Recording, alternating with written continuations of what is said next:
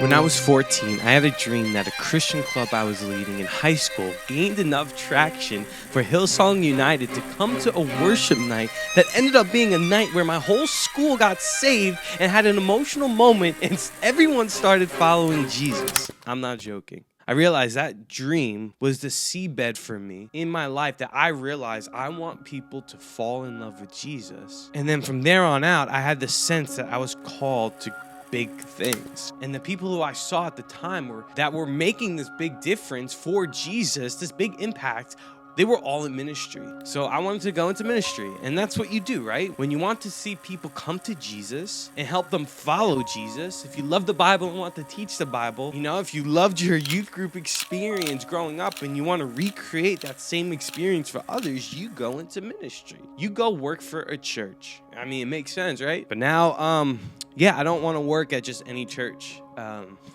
And my views on ministry. What does a pastor do? What is church to begin with? And just pretty much life overall has changed a lot. This video is kind of an update on my life, really, on how those dreams and how I cultivated those dreams were actually a lot of my own cultural assumptions, thoughts, and desires, with a very little narrow perspective. Because I'm realizing over the last 5 years, what I thought God wanted me to do was just the shallow end of the pool. Like, everything I thought God wanted me to do is good, but it's more just fun, exciting, noisy, and shiny. But I've discovered a deep end of the pool. When you allow God to detour you into the desert, a lot happens. But before I describe that, I think I need to kind of share my story, especially if you don't know me, and just kind of my life so far.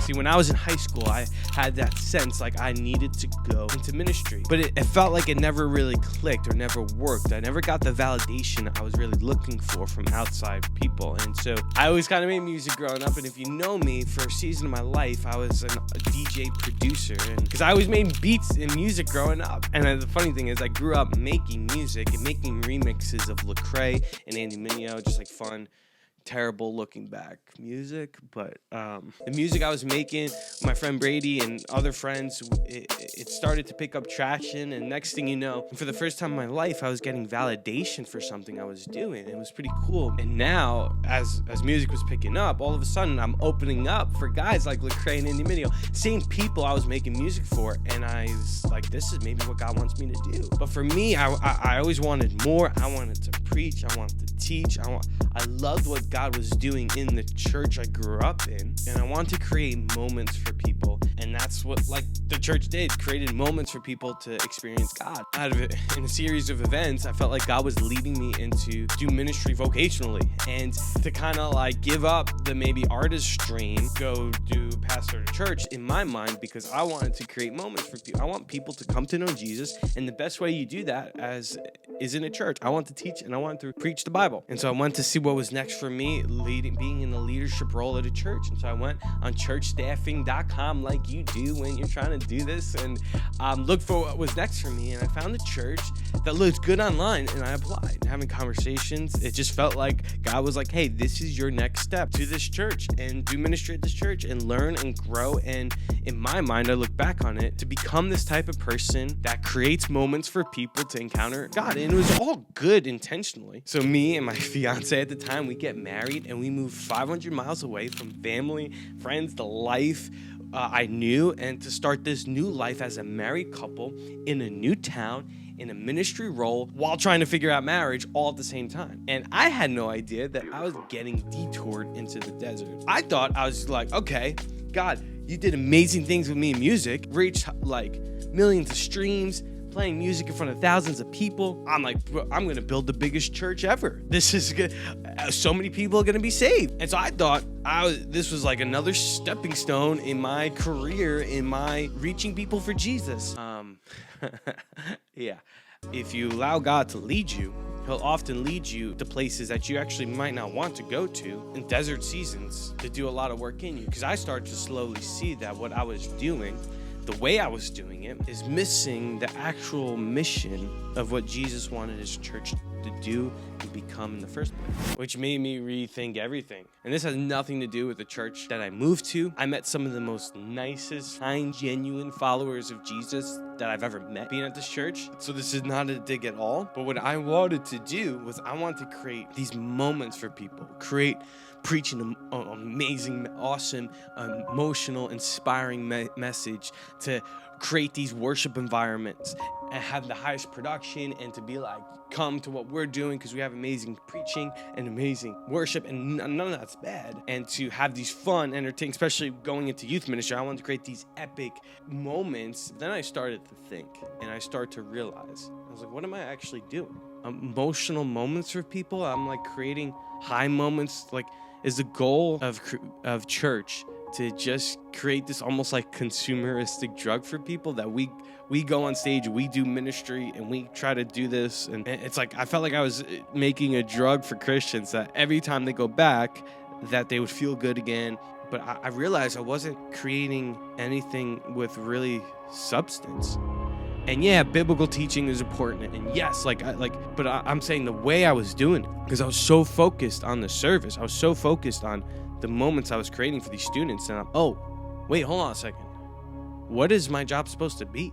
But the model of church that I was doing, my job is to create this program. What I realized is I fell in love with the model of church, but not the mission of the church. Co-mission, what Jesus said, the great commission was to actually make disciples. And when I really discovered, okay, if our job is to make disciples, what that word is, and what is a disciple, and I realized the model of how we do church, how I thought we were supposed to do church, doesn't really create the best disciples. Because you can have the greatest program, the coolest graphics, and the most emotional message, but does that actually form disciples, apprentices of Jesus? When I started questioning how I'm doing church, all these different things, I realized I wasn't alone in how I was feeling at all, that so many leaders are feeling the same way. Because it was dawning on me that our model of church was, in all honesty, not designed to yield a high level of transformation in our people. Not that people are widgets, and if you come up with the right strategic approach to church or the right model, you put them on the assembly line, and 3 years later they come out living the Sermon on the Mount. If only. But the architecture of our church was not built with the intention of walking people into a way of life that was conducive to, in the language of the New Testament, transformation of a soul into a person of love in God. But my thesis is that the crisis of discipleship in the modern church, and of course I'm speaking in that very broad sense of Western, isn't a bug, it's a feature. As the saying goes in the business world, your system is perfectly designed to give you the results you are getting. In America, something like 70% of the population still identify as Christians, not in a city like Portland, but in the nation as a whole. A number of independent surveys all put the number of Americans who are actually following Jesus at around 8%. When Barna did that, I'm sure a ton of you read it, that wide-ranging survey of millennial spirituality across 26 nations, East and West, all around the world, they came up with an even lower figure, as you would imagine, for millennials, of millennials who grew up in the American church. So not millennials in general, this is millennials who grew up in the American church. 8% are what they called resilient disciples. And that sounds cooler than it actually is if you've read the literature. That's not like the next David Platt or Francis Chan, all right? This is what John Stott called basic Christians. They go to church a few times a week, they read their Bible and pray, they're orthodox in theology, and they want to live like Jesus, basic Christians. Friends, 8% is not great.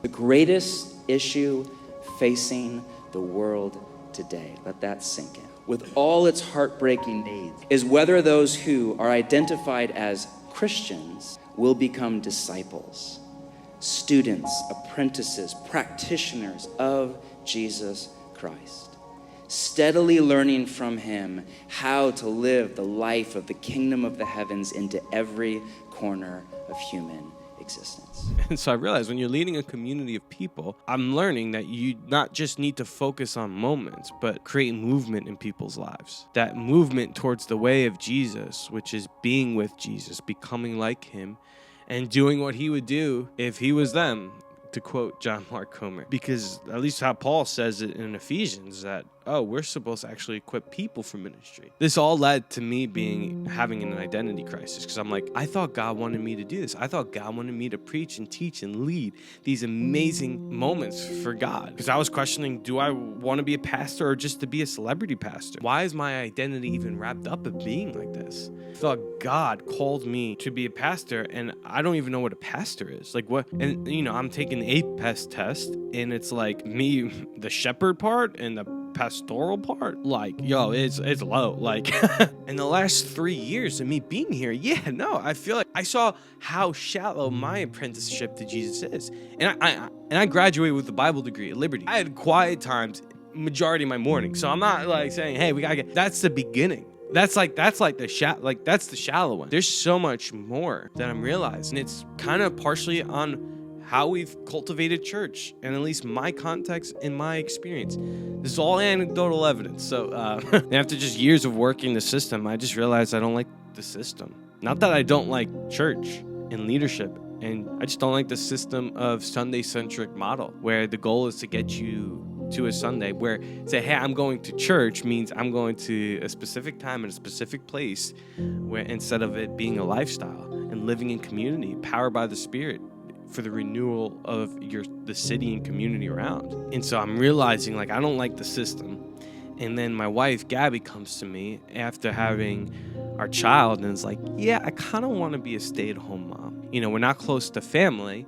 And she's like, I want to stay home and raise our child. And I'm like, well, we can't do that with my salary. Pastors are very much statistically not as paid as other jobs, right? And with the income I was getting, we couldn't do that. So I follow this guy named Eric who just tweeted things that I was like feeling deep within my soul. Very, like, a lot of the same stuff I'm talking about. I saw that he kind of has this business called IHelpPastorsGetJobs.com, and really believes in the church around the table model. And this is their mission. Most churches struggle to pay pastors what they need to thrive, yet all pastors have skills the marketplace will pay for.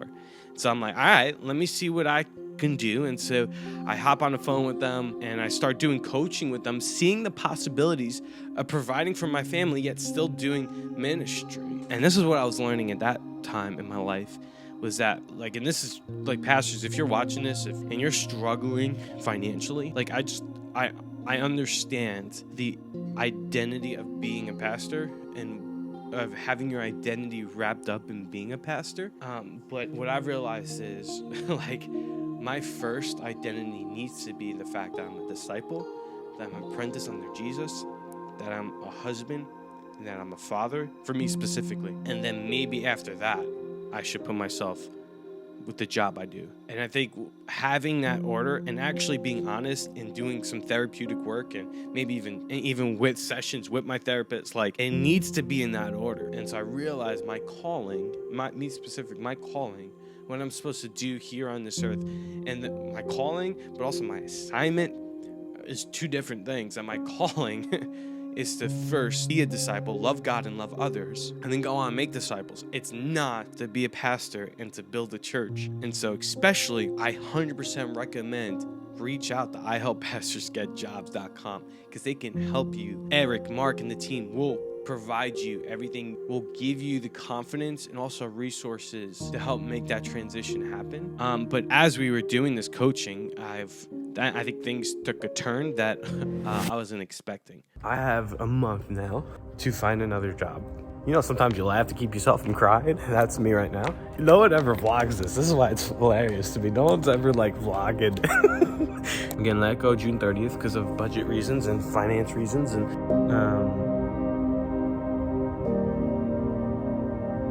I'm just nervous, dude. Without really having any prospects of the future of what to do next to actually now support my family, because I was struggling to support my family, and with a part-time barista that my wife was doing under 1 year old child, now things got little bit more crazy, because now maybe what I wanted to do bivocationally wasn't going to work out. And so then, things ended up spiraling down for me personally, where I would say for about a month was rough. We were just trying to figure out our life. And so for the month of June, it was pretty crazy, because I've been trying to figure out my life and what to do next. There's jobs fell through. In the beginning of July, I was applying for this potential dream job that could have crossed off so many boxes for me and my family, and that ended up falling through. And it was pretty, for me personally, it was pretty rough, because I'm like, all right, just what am I gonna do? And not that I felt like I was abandoned by God. Probably some of the lowest points in my life, especially when I'm looking at my 7-month-old, and I'm like, I don't know how I'm going to put food on the table for you. Those thoughts creep up, and it was pretty scary. Up until recently in my life, I never knew how to process this with God. But being alone in the quiet with Him and having that time, I'm so thankful for. I'm so thankful to follow His way. Because at the end of this, I've just been wrestling with, okay, what do I want? What do I really... Jesus often... I didn't realize this, but Jesus asked that question a few times in the Gospels. Hey, it goes up to somebody, he's like, hey, what do you want? I feel like this season of my life, it's like God's asking, what do you want? I felt like He's inviting me to dream. I got nowhere to be, so I'm dreaming. Anthony, what do you want? And I'm like, well, get myself out of this situation, God. But no, what do I deeply, deeply want? As a follower of Jesus, as someone, I want a life that's cultivated around abiding in Jesus, is to create a life around the kingdom. And then 2 is to provide for my family, to love them, and to cultivate an environment so they can also abide in Jesus. And then for me, it's just I love to be a creator. I love to create things, either music or YouTube videos or messages, podcasts, books, all to point back to Jesus. I would love, dream job is to just create and get paid for it. Obviously, that doesn't happen overnight. And so then I started thinking, okay, how can I take the tools that I have? How can I take the things that I'm passionate about, the skills that I have that Eric and Mark and just me sitting back, all the tools that I have, be a blessing into the world, and to be a blessing and to bring good into this world? How can I do that? I realized, if I just bet on myself, I think I can make a freelance thing happen. I feel like one of the things I'm passionate about is online, creating content, social media, marketing. That's kind of what I'm doing. The release date of this video, I'm starting a freelance agency, creative agency, social media marketing agency, as some people call it. And I want to help others and help other local businesses reach and impact their community. Just a few conversations I've had with people, how I'm like, oh my gosh, I really enjoy doing this and being a blessing to other businesses and helping them out with I feel like God's gifted me in. I just kind of want to do it. So if you're little plug for my little thing going on, but if you're watching this and you need help with content creation, digital marketing, social media management, hit me up. Okay, website link in the bio. And I feel like this is the next step. And look, I don't know how it's gonna turn out. Follow me along on my journey. But listen, I've been asking myself this a lot lately. Why did God want me to leave music?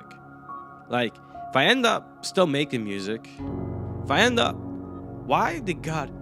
It's because of the biblical motif of the desert, where the desert, He leads you into these places to destroy, if you want, you don't have to follow God into the desert, and sometimes He puts you in the desert even if you don't realize it. For me, I didn't realize it. I would have been you know what, if I saw the timeline next 3, 4, 5 years, I would have been you know what, I'm gonna keep doing what I'm doing. But I'm glad He doesn't give you the blueprint to your life, because if you trust Him, He's a good shepherd.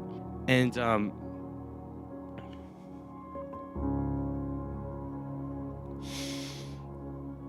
because the desert's a dark place. But that's where he forms you. And the whole point of following Jesus, it's not just to be happy. It's not just to get everything you want. It's not just so that you can feel sort of you have morals or standards now on how to live life. It's to become like him. And if you apprentice under him, and if you let him lead you, he will form you and he will change you. And he will put in and he'll rip out those idols, and he'll expose them, and he'll destroy them. And if you trust him, he'll have something better for you. And it might not be the shiny thing that you thought. It's very much a lot better. And there's a lot of questions I still don't have the answers to. And I feel like weird making a video that I still don't have all the answers to, but I don't give a frick, bro. And I just know that the church is not a building or an event or a nonprofit. It's a people focused on becoming like him, formation, focused on community, and focused on mission. I still believe Acts 2 can happen to this day. You know, in this whole church, my vision for what a church should be being destroyed. I believe in the church now more than ever, and I really do believe Acts 2, the model of Acts 2, what we saw in Acts 2, can happen in all shapes and sizes. It's not me destroying a mega church. It's not model, whatever. It's very much more nuanced than that. And it's funny because the people are asking me, like, do you still want to be in ministry? And I'm like, I'm still a Christian. You know, like, following Jesus. Like, if you follow Jesus, you're in ministry. If you're a disciple, you're in ministry.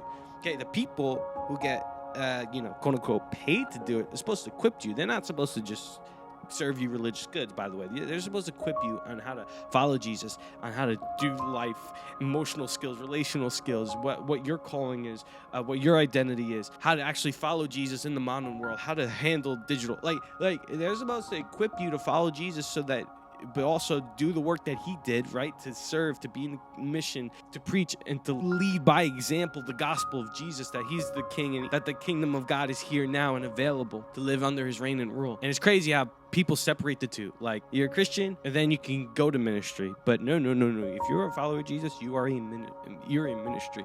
And I just want people to experience the deep end of the pool, like I have a little bit, living the way of Jesus in community. And I feel like, too, that many people left their faith because of the shallow end of the pool. But there's a deep end. There's a deep end. And sometimes God has to take you through the desert to get you to the deep end. What the ancients called union with God. To experience the Trinitarian reality of the Father, Son, and Spirit, love, joy, and peace. So that's my journey. That's what's up in my life. Honestly, like I don't know how to end this, but if you're a follower of Jesus, pray for me. Pray for our family.